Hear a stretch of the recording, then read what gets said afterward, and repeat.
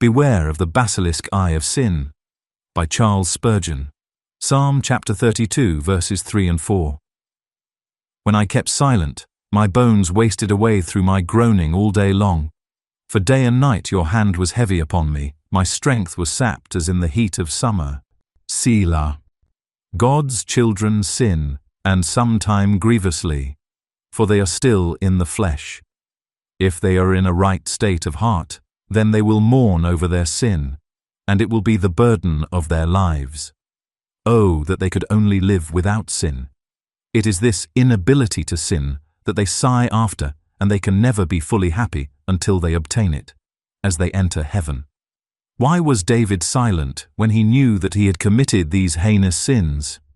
Why did he not go to God at once? It was partly because he was mesmerized by his sin. He was fascinated, captivated, and held in bondage by it. O brethren, beware of the basilisk eye of sin. It is dangerous to even look at sin, for looking leads to longing for sin. And this often leads to a lusting after sin, and that lusting soon ripens into the actual indulgence in the sin. No man even thinks of sinning without damage to his soul. Yes, every sinful thought leaves a mark and a stain upon our soul that calls for us to weep it out.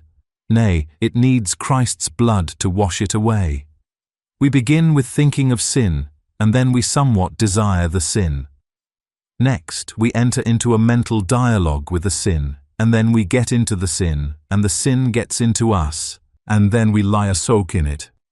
If we confess our sins, He is faithful and just, and will forgive us our sins and purify us from all unrighteousness.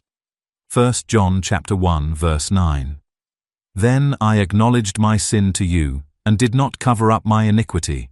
I said, I will confess my transgressions to the Lord, and you forgave the guilt of my sin. Selah. Psalm chapter 32, verse 5.